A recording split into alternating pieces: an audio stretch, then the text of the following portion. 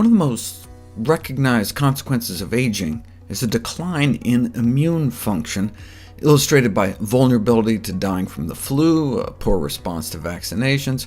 But about 20 years ago, a paper was published showing that the immune cells of 80-year-olds produce significantly more pro-inflammatory signals, suggesting the worst of both worlds, a decline in the part of the immune system that fights specific infections, but an aggravation of nonspecific overreactions that can lead to inflammation.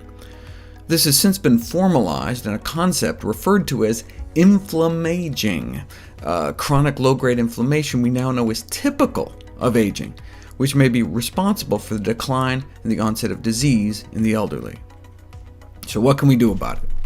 Inflammaging appears to be a major consequence of growing old. Can it be prevented or cured?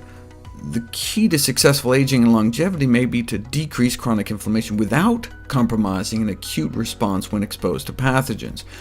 How are we going to do that? Nutrition. What we eat is probably the most powerful and pliable tool that we have to attain a chronic and systemic modulation of the aging process. In the first systematic review of the associations between dietary patterns and biomarkers of inflammation ever published, the dietary patterns associated with inflammation were almost all meat-based, or so-called Western diet patterns, while vegetable and fruit-based, or healthy patterns, tended to be inversely associated, meaning more plant-based, less inflammation.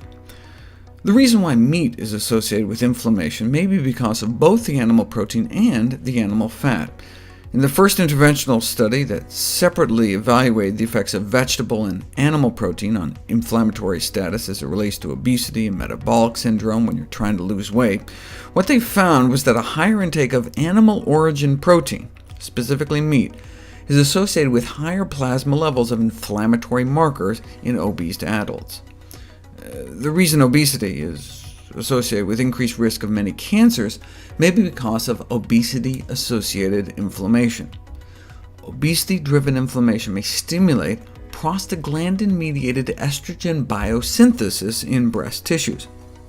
That means the inflammation may activate the enzyme that allows breast tumors to make their own estrogen via this inflammatory compound called prostaglandin.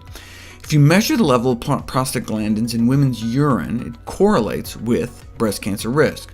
And how do you get high levels of this inflammatory compound? Smoking, a high saturated fat diet, and obesity. Why does eating saturated fat lead to prostaglandin production?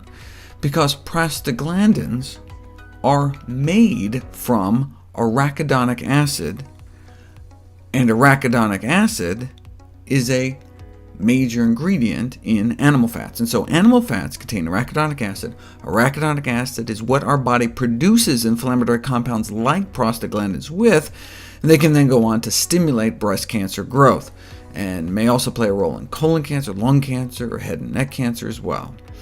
Whereas whole plant foods have anti-inflammatory effects, though some plants are better than others. The folks made to eat 5 a day of high antioxidant fruits and vegetables, like berries and greens, had a significantly better impact on reducing systemic inflammation and liver dysfunction compared to 5 a day of the more common low antioxidant fruits and veggies, like bananas and lettuce.